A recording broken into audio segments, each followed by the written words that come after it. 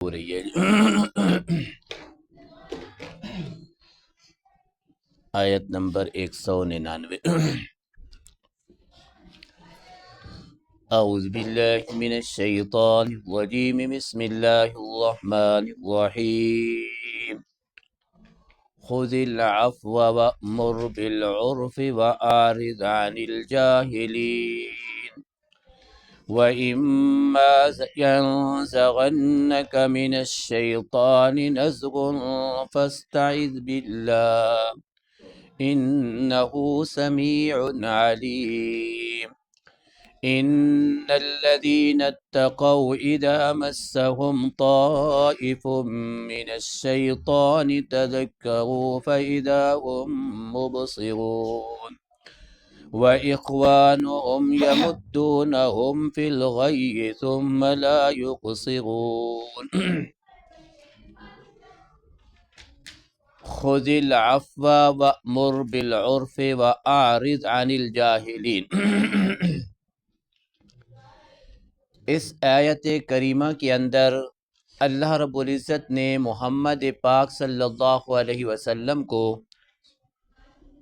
اخلاق کریمہ اخلاق فاضلہ کی تربیت دی ہے، اور یہ قیامت تک آنے والے لوگوں کے لیے ایک دستور ہے، ایک قانون ہے کہ اگر اس قانون اور دستور کے مطابق اپنی زندگی کو ڈھال لیں گے تو انشاءاللہ زندگی کے کسی موقع کسی موڑ کے اوپر بھی پریشانی کا باعث نہیں بنے گا۔ پچھلے سبق کے اندر اللہ رب العزت نے کافروں اور مشرکوں کی ہٹ دھرمی کا ذکر کیا اور ان کا جو ہے وہ کفر اور شرک کے اوپر ڈٹے رہنا کا ذکر کیا۔ تو ظاہر بات ہے جو آدمی اتنا ہمدرد ہو، عام آدمی کی بات کرتا ہوں، آپ کسی عام آدمی کے ساتھ ہمدردی خیرخواہی کا معاملہ کریں اور وہ آپ کی ہمدردی اور خیرخواہی کی قدر نہ کرے تو فطرتاً آپ کو اس کے اوپر غصہ آئے گا کہ میں اتنی خیرخواہی کر رہا ہوں، اتنی ہمدردی کر رہا ہوں، لیکن اس آدمی کو ذرا احساس نہیں ہے، تو اس غصے کے اندر کچھ کہنا بھی بعید نہیں ہے، آدمی بہت کچھ کہہ بیٹھتا ہے۔ تو آپ صلی اللہ علیہ وسلم جو مشفق اعظم تھے، آپ صلی اللہ علیہ وسلم جو تمام کے تمام خیرخواہوں سے زیادہ خیرخواہی کرنے والے تھے اپنی امت کے ساتھ، اور اسی خیرخواہی کا یہ نتیجہ تھا کہ آپ صلی اللہ علیہ وسلم طیف کے اندر جا کر بھی تبلیغ کرتے ہیں، قرآن سناتی ہیں، طیف والوں نے آپ کے اوپر پتھر برسائے۔ اسی کا یہ نتیجہ تھا کہ آپ صلی اللہ علیہ وسلم جو ہے وہ مختلف مقامات پہ جا کر ان کافروں کو قرآن سناتے تھے اور قرآن کی طرف راغب کرتے تھے، لیکن وہ قرآن سننے کے بجائے محمد پاک صلی اللہ علیہ وسلم کو کبھی کہن کہہ دیتے، کبھی جو ہے وہ ساحر کہہ دیتے، کبھی شاعر کہہ دیتے۔ تو اس طرح کے القاب اور اس طرح کی بے ادبی، یہ خطرہ تھا کہ کہیں محمد پاک صلی اللہ علیہ وسلم ان کو اسی زبان میں جواب نہ دیں، تو اللہ نے محمد پاک صلی اللہ علیہ وسلم کو یہ درس دیا کہ میرے پیغمبر وہ جو کچھ مرضی کرتے رہیں، لیکن آپ اخلاق کا دائرہ نہ چھوڑیں، آپ اخلاق کے اندر رہ کر تبلیغ کریں، آپ جو ہے وہ اخلاق کریمہ کے اندر رہیں۔ تو اللہ رب العزت نے فرمایا خذ العفو، عفو کے متعدد معنی آتی ہیں، اور اس عفو کے تقریباً مفسرین نے مختلف معنی کیے اور تمام کے تمام معنی اپنی جگہ پہ بالکل ٹھیک ہیں۔ میں ایک دو معنی بیان کروں گا تاکہ آیت کا مطلب واضح ہو جائے۔ ایک معنی عفو کا ہے کہ وہ کام کہ جو بغیر مشقت کے، بغیر تکلیف کے، بغیر مشقت کے اور بغیر تکلیف کے بجا لایا جائے تو اس کو بھی عفو کہا جاتا ہے۔ مطلب یہ بنے گا کہ اے محمد پاک صلی اللہ علیہ وسلم، آپ کی امت کے جو افراد ابھی نئے نئے اسلام میں داخل ہو رہے ہیں، صحابیت کا شرف حاصل ہو رہا ہے، ابھی جو ہے وہ مکمل طور پہ دینی محمدیہ سے واقفیت نہیں ہوئی ہے، توحید پہ واقفیت ایستا ایستا ہو رہی ہے، لہذا میرے پیغمبر ان کے جو واجبات شرعیہ، ان کے جو ہے وہ اعمال ہیں، ان اعمال کے اوپر سرسری اور جو ہے وہ سرسری اعمال اور سرسری اطاعت والے اعمال کو بھی آپ جو ہے وہ قبول فرما لیں، ان کو جو ہے وہ زیادہ مشقت میں نہ ڈالیں، زیادہ مشقت میں نہ ڈالیں، زیادہ جو ہے وہ ان کے جو ہے وہ عبادت کا زیادہ مطالبہ نہ کریں، جتنا آسانی سے وہ بجا لا سکے، جتنی عبادت وہ بجا لا سکے، جتنے واجبات شرعیہ کے اوپر ابھی وہ عمل کر سکتے ہیں، تو میرے پیغمبر ان کے وہ اعمال قبول کر لیا کرو تاکہ وہ مشقت میں نہ پڑ جائیں۔ یہ ابتدا کا مسئلہ ہے۔ حدیث میں آتا ہے، آپ صلی اللہ علیہ وسلم فرماتی ہیں، یہ اس عید کے متعلق کہ مجھے اللہ رب العزت نے اپنی امت کے سرسری اعمال اور اطاعت کو قبول کرنے کا حکم فرمایا، اور جب تک میں ان کے اندر موجود ہوں گا تو میں ان کے ساتھ اسی طرح کا معاملہ کرتا رہوں گا۔ تو یہ ایک مطلب تو ہے عفو کا، کہ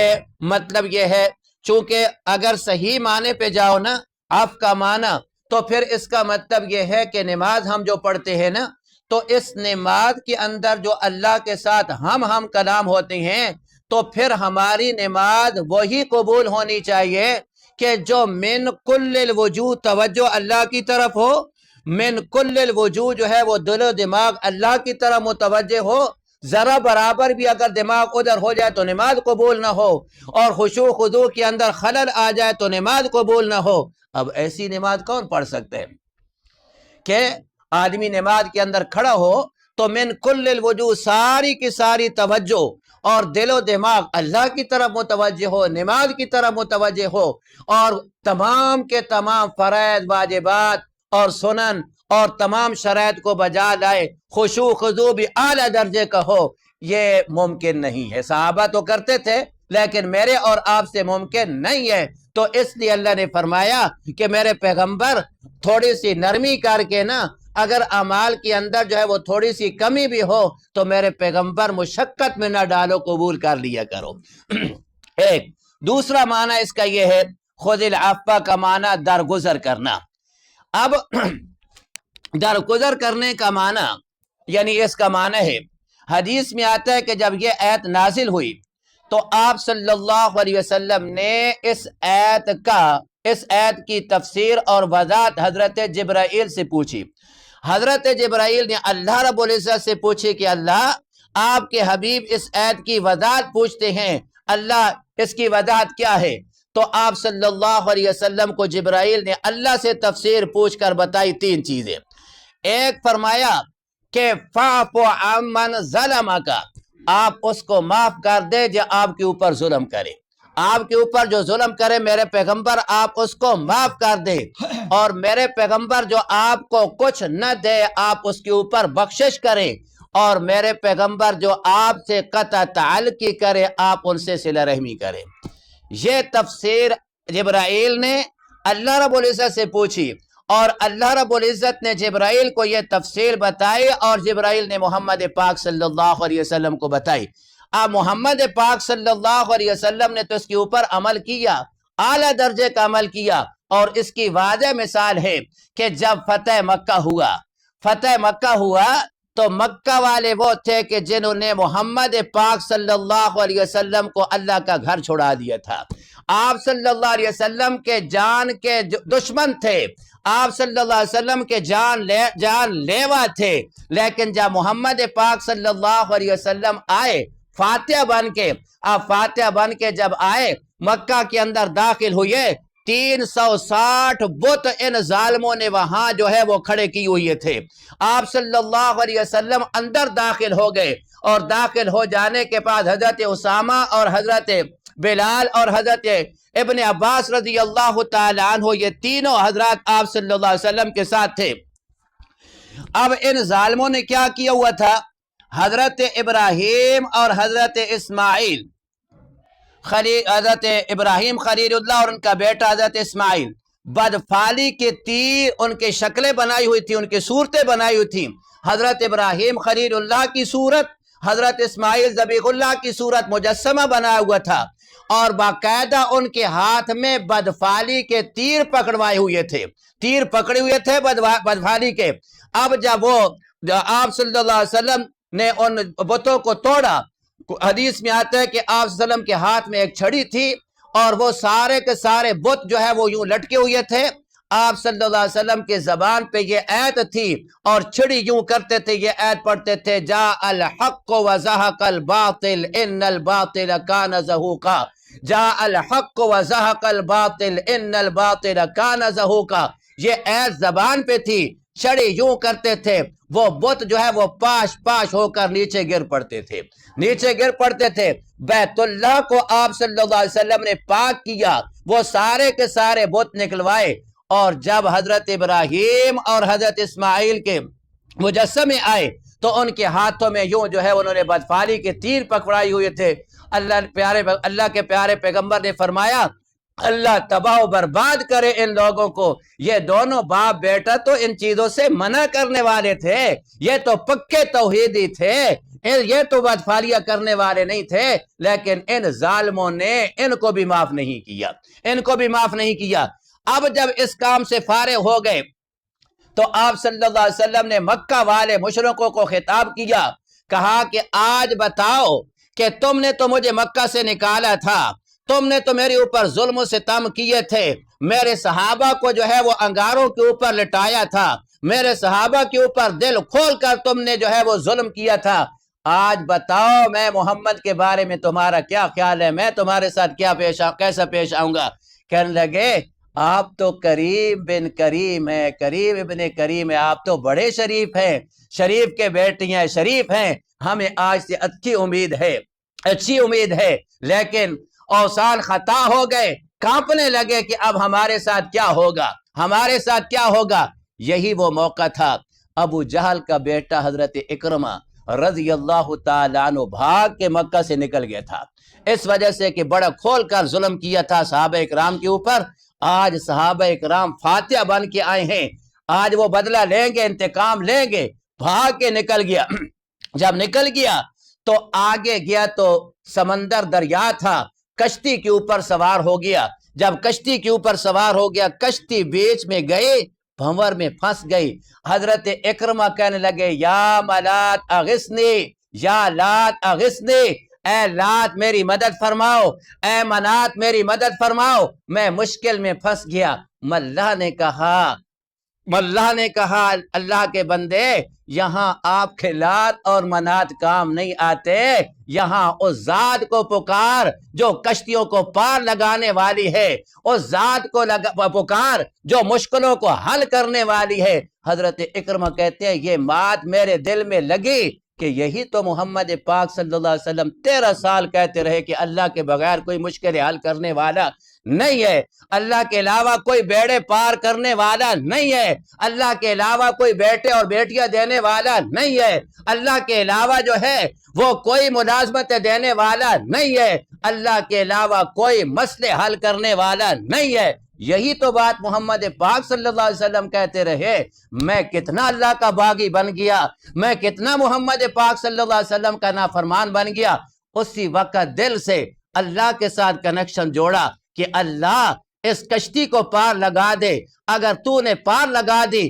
تو میں جا کر محمد کے قدموں میں بیٹھ جاؤں گا۔ اللہ رب العزت نے اس منظر کو ذکر کیا 21ویں پارے کے اندر، فَإِذَا رَكِبُوا فِي الْفُلْكِ دَعَوُا اللَّهَ مُخْلِصِينَ لَهُ الدِّينَ، کہ جب وہ کشتیوں میں سوار ہوتے تھے اور کشتیاں چلتی تھی تو دعوا اللہ مخلصین لہ الدین، تو وہ مشرک بھی اللہ کو خالصتاً پکارتے تھے کہ ان مشکلوں میں حل کرنے والی اگر کوئی ذات ہے تو وہ اللہ کی ہے۔ کشتی پار لگ گئی، کشتی پار لگ جانے کے بعد اکرمہ آگے جانے کے بجائے پیچھے محمد پاک صلی اللہ علیہ وسلم کی طرف پھر آیا تو محمد پاک صلی اللہ علیہ وسلم بیٹھ گئے تھے، قدموں میں بیٹھ گیا، کہا محمد صلی اللہ علیہ وسلم 13 سال مسئلہ سمجھ نہیں آیا، آج کشتی بھنور میں پھنسی، مجھے مسئلہ سمجھ میں آ گیا کہ اللہ ہی سب کچھ کرنے والے، ہاتھ آگے کرو۔ اکرمہ آپ کے ہاتھ کے اوپر بیعت کرتا اور کلمہ پڑھ کے جو ہے وہ صحابی بن گیا۔ تو یہ قرآن جو ہے انسان کے دل کے اوپر جو ہے وہ اثر کرتا ہے۔ تو بہرحال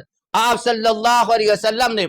جب یہ کہا تو کہنے لگے تو آپ تو شریف بن شریف ہیں۔ آپ صلی اللہ علیہ وسلم نے فرمایا لا تثریب علیکم اليوم، لا تثریب علیکم اليوم، تم نے تو بڑے ظلم کیے، تم نے تو مجھ سے مکہ چھوڑا دیا، تم نے تو میرے چچا کی لاش کے ٹکڑے ٹکڑے کر دیے، تم نے تو جو ہے وہ کوئی کسر نہیں چھوڑی، لیکن آج میں محمد پاک صلی اللہ علیہ وسلم معافی کا اعلان کرتا ہوں، میں نے سب کو معاف کر دیا ہے۔ یہ ہے خود العفو کہ آپ صلی اللہ علیہ وسلم کو اللہ نے یہ درس دیا۔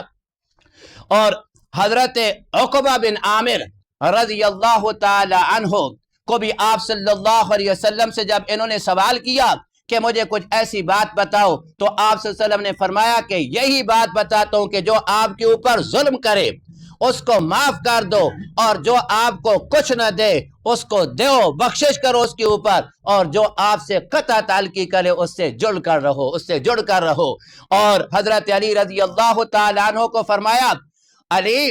آپ کو اولین اور آخرین میں سے بہتر اخلاق کا درس نہ دے دوں؟ حضرت علی نے کہا کیوں نہیں میرے ماں باپ قربان ہو۔ آپ صلی اللہ علیہ وسلم نے یہی درس دیا کہ علی جو ظلم کرے اس کو معاف کر دو، اور جو کچھ نہ دے اس کے اوپر جو ہے وہ بخشش کرو، اور جو قطع تعلقی کرے اس کے ساتھ صلہ رحمی کرو۔ یہ میرے محمد صلی اللہ علیہ وسلم نے صحابہ کو درس دیا، اور اللہ رب العزت نے محمد پاک صلی اللہ علیہ وسلم کو درس دیا۔ آج اگر میں بھی اس کے اوپر عمل کروں، گھر میں جاؤں، بعض اوقات بیوی جو ہے وہ پریشان کرتی ہے، بعض اوقات آدمی پڑوسی سے پریشان ہوتا ہے، بعض اوقات جو ہے وہ آدمی دکاندار کے ساتھ دکاندار سے پریشان ہوتا ہے اور وہ زیادتیاں کرتا ہے، لیکن اس کے اوپر عمل کرو کہ جو پڑوسی، اگر بیوی، بھائی اور اسی طرح بہنیں اگر ظلم کرو تو ظلم کا بدلہ ظلم سے نہ دو، معاف کرو۔ یہ محمد پاک صلی اللہ علیہ وسلم کا طریقہ تھا۔ اور اگر وہ کچھ نہ دیں ان کو جو پکاؤ دو، پڑوسیوں کو دو، رشتہ داروں کو دو، اور دیگر جو آپ کے ساتھ جو ہے وہ دور رہتے ان کو دو۔ ایک دن آئے گا ماشاءاللہ وہی جو آپ کے دشمن ہے وہ آپ کے دلی دوست بن جائیں گے۔ یہ میں نہیں کہہ رہا، قرآن مجید کہہ رہا ہے، قرآن مجید کہہ رہا ہے۔ قرآن مجید کے اندر اللہ رب العزت نے یہ 24واں پارہ ہے، 24 پارے کے اندر اللہ رب العزت نے اسی بات کا ذکر کرتے ہوئے اللہ رب العزت نے فرمایا کہ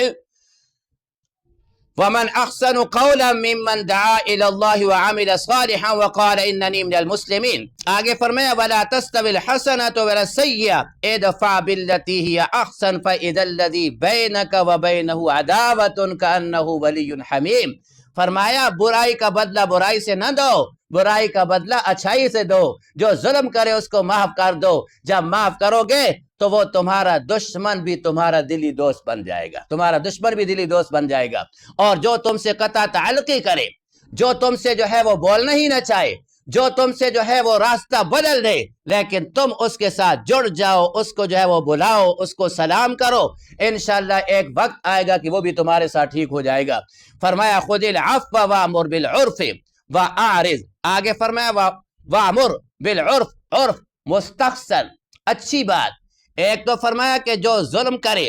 اس سے انتقام کے بجائے اس کو معاف کرو، اور صرف معاف نہ کرو بلکہ اس کے ساتھ احسان کرو۔ فرمایا وَأْمُرْ بِالْمَعْرُوفِ، اس کو بالعرف، اس کو بھی اچھی بات کا حکم دو، اس کو بھی توحید سمجھاؤ،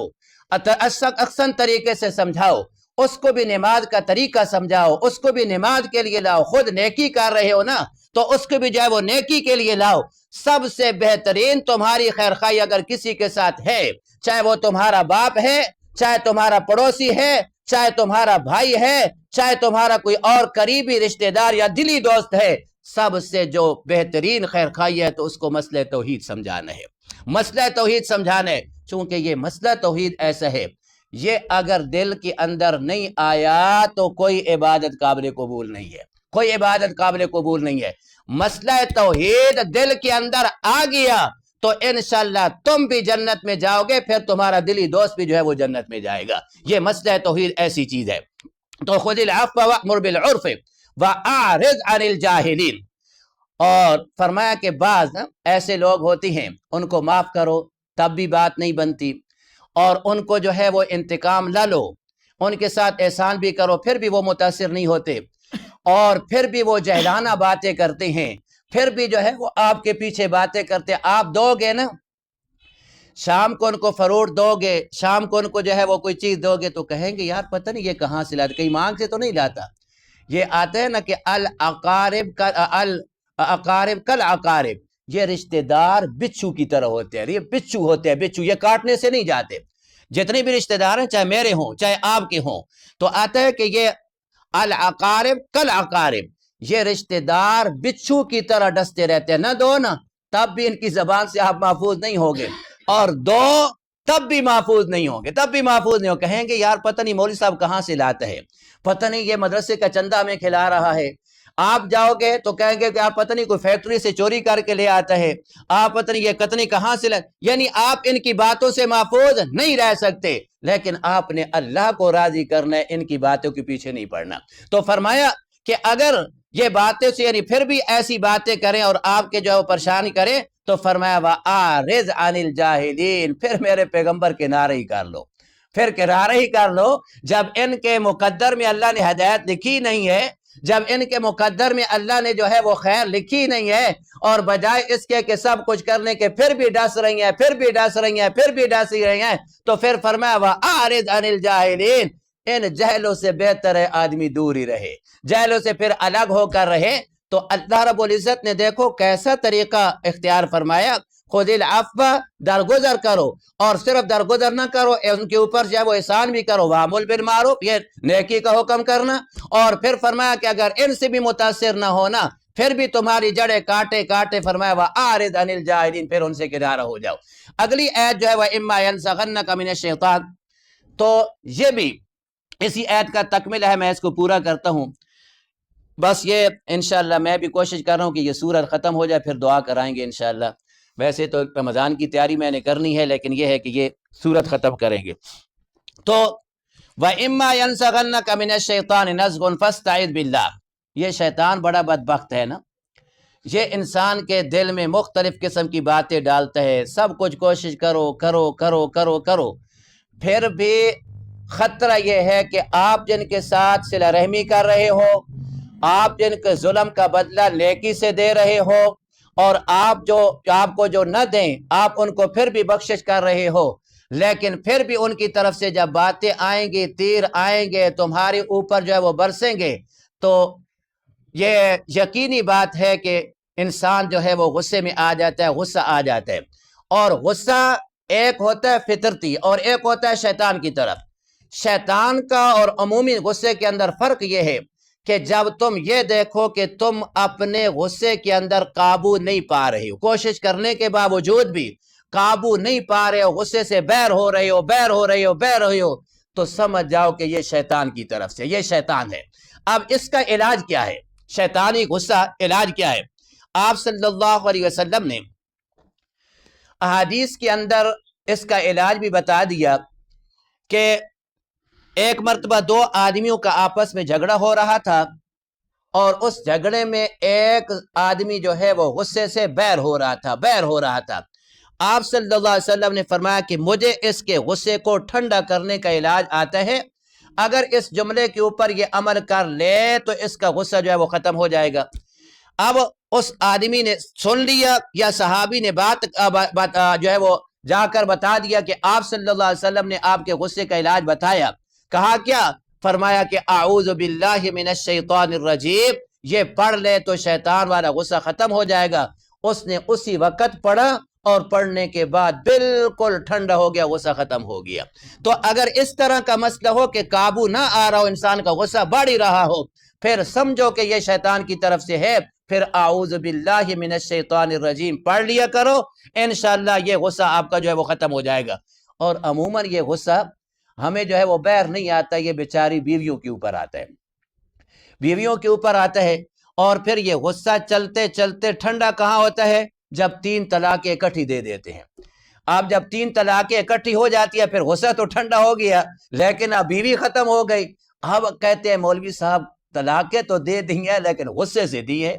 غصے سے دی ہے۔ بھائی طلاق ہوتی غصے سے ہے، کون خوشی سے دیتا ہے؟ پھر میرے پاس آئیں گے، ہم کہیں گے کہ بھائی نہیں، ہمارے پاس اس کا کوئی حل نہیں ہے۔ کسی اور کے پاس جائیں گے، کوئی حل نہیں ہے۔ چوتھے کے پاس جائیں گے، کوئی حل نہیں ہے۔ پھر ماشاءاللہ ایک پارٹی ہے،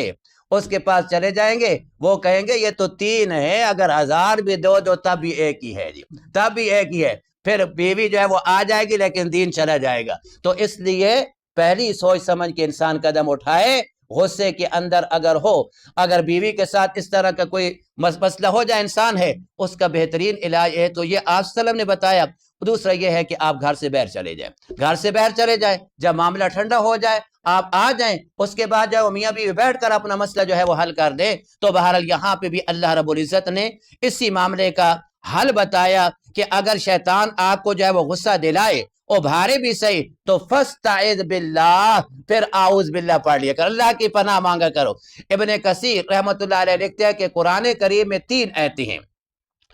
3 آیتیں ہیں کہ جس کے اندر اللہ رب العزت نے اخلاق کریمہ کا درس دیا ہے اور اخلاق کریمہ کی ترغیب دیا کہ اخلاق کو نہ چھوڑو، اور تینوں آیتوں کے آخر میں اعوذ باللہ من الشیطان الرجیم یا فاستعذ باللہ من الشیطان الرجیم آیا ہے۔ ایک تو یہ ہے، اور دوسری آیت جو ہے اللہ رب العزت نے دوسری آیت جو ذکر کی ہے تو وہ